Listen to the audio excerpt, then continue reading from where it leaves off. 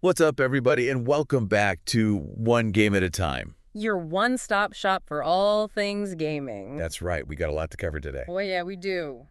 Nintendo, Age of Empires, Capcom, even GungHo. GungHo Online Entertainment. You got it. So let's just jump right into it, folks. Sounds good. First up, Nintendo. Nintendo. Remember those Switch shortages? Oh yeah, those were brutal. Seems like Nintendo is trying to make sure that doesn't happen again with the new Switch 2 launch.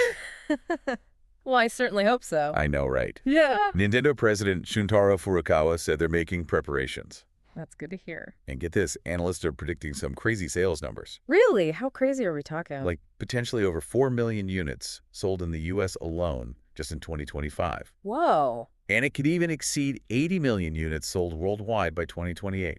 Wow, those are some serious numbers. You know, Nintendo's really trying to find that sweet spot between affordability and customer expectations when they're setting the price. Yeah, you gotta find that balance. For sure. So when can we expect to see this thing? Full reveals and hands-on events are planned for April 2025. Oh, so we gotta wait a little bit. Just a bit, but let's move on to something a little more... Immediate. Yes.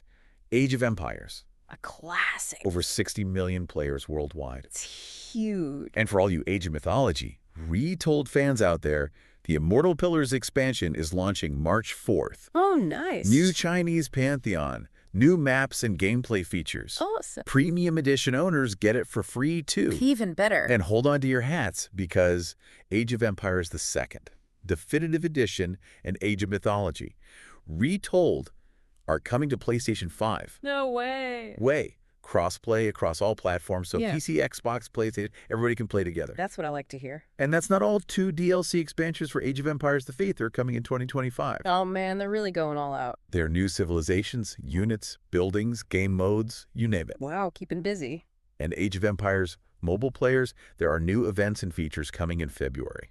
Nice. All right, let's switch gears a little bit and talk about some fighting games. Yep. Capcom had a huge showcase recently, Oh yeah, I saw that. packed with news. What they got? Well, first up, Capcom Cup 11, the tournament to find the Street Fighter VI World Champion, is happening in March. Oh, that's gonna be intense. And before that, even on February 5th, May, Shiranui from Fatal Fury is joining the Street Fighter VI roster. Nice. A themed fighting pass will drop alongside her, and Elena will be rounding out the Year 2 roster. Keeping the roster fresh. Absolutely.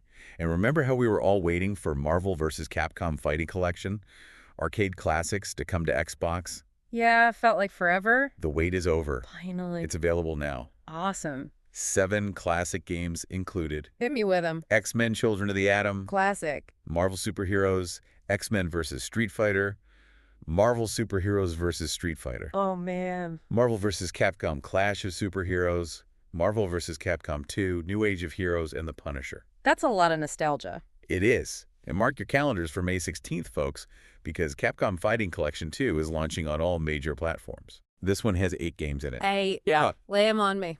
Capcom vs. SNK, Capcom vs. SNK 2, Project Justice, Capcom Fighting Evolution, Okay.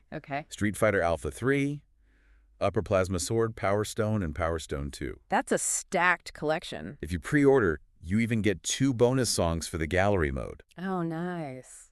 Capcom also gave us some updates on the upcoming Okami sequel. How's it looking?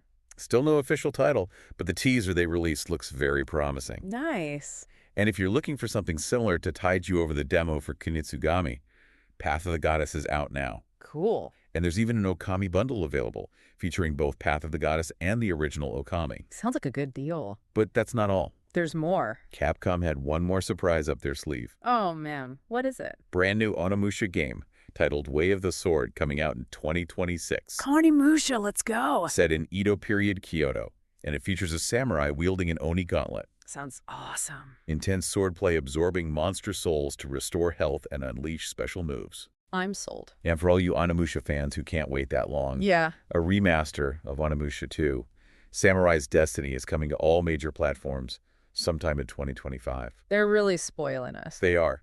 Capcom is killing it right now. Yeah. But let's switch gears to something a little less celebratory. Oh. GungHo Online Entertainment.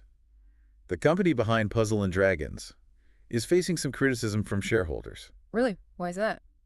Their performance has been stagnating, Hmm.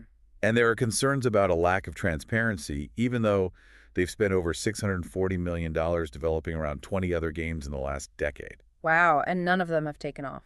Not really. That's tough. It is. So what are the shareholders saying? They're suggesting that GungHo should maybe consider entering a private partnership, reviewing their remuneration system, and being more transparent to try to improve the situation. Sounds like they need to make some changes. Yeah, they do. Well, that's some food for thought. It is. Some big ups and some big downs in the gaming world today. That's how it goes sometimes. So what's next? Well, we've got a lot more ground to cover, so stay tuned. Can't wait.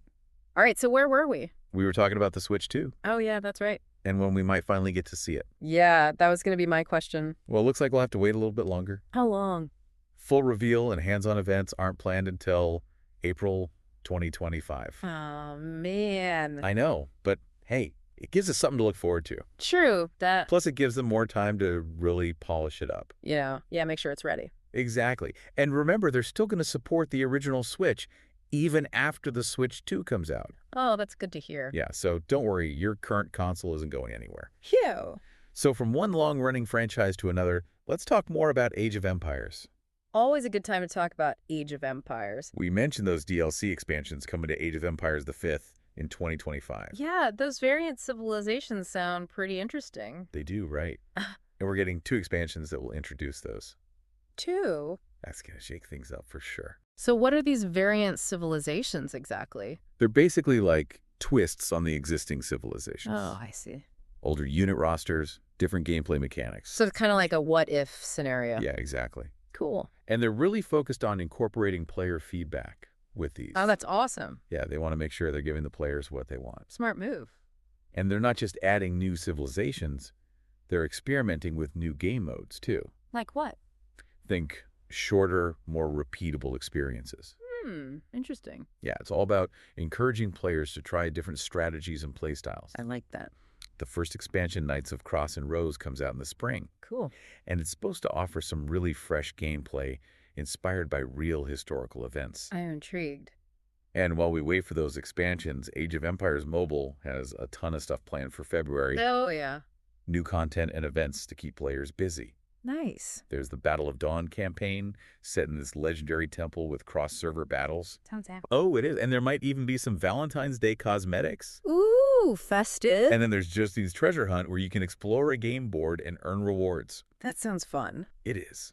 All right, let's get back to Capcom for a minute. Okay. We talked about those fighting game collections. Yeah, those are going to be great. Marvel vs. Capcom Fighting Collection.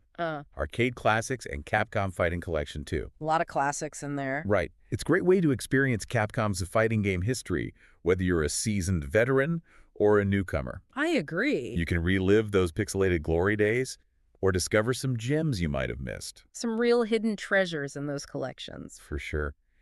And speaking of Capcom Classics, let's talk a bit more about that new Onimusha game. Way of the Sword. Yeah, they're really going all out with this one. Sounds like it. Edo period setting, Oni gauntlet-wielding protagonist absorbing monster souls. It's got all the elements. It does, and for those who want to revisit a classic Onimusha 2, Samurai's Destiny is getting a remaster. Enhanced visuals and gameplay, the whole shebang. Good for new players and old fans alike. Exactly. Now let's circle back to GungHo Online Entertainment for a moment. Okay. Remember how they're facing criticism from their shareholders? Yeah, the Puzzle and Dragons company.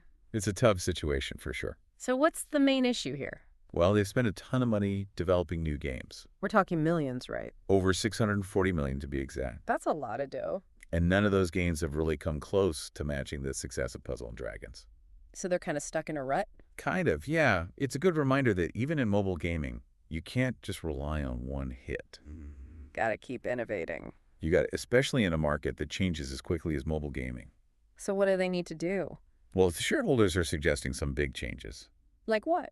Maybe entering a private partnership, reviewing the remuneration system, and just being more transparent overall. Big moves. Yeah, it'll be interesting to see how they respond. Definitely a situation to keep an eye on. So much going on in the world of gaming. It really is always something new. New consoles, new games, new challenges. It's what keeps things exciting. It does. And with all these changes happening, Yeah. what does it all mean for us, the gamers?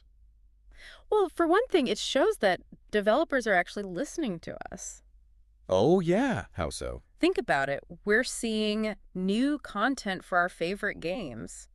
Beloved franchises are being revived, Mm. and we're getting these innovative gameplay experiences that we've been asking for. You're right. They're really taking our feedback to heart. They got to keep us happy. And with all the new tech coming out, Yeah, like, whoa, VR could finally hit the mainstream. it's been a long time coming. And cloud gaming could completely change how we play. Who knows what the future holds? It's exciting to think about. It is. The gaming world is on the verge of something big. And we get to be a part of it. We do. So if you boot up your favorite game tonight, Yeah. remember that you're part of this amazing and ever-changing community. A community that's shaping the future of gaming. Yeah. Who knows? Maybe you'll be the one to create the next big hit. You never know. That's all the time we have for today, but be sure to join us again next time for more gaming news and discussions right here on One Game at a Time. See ya.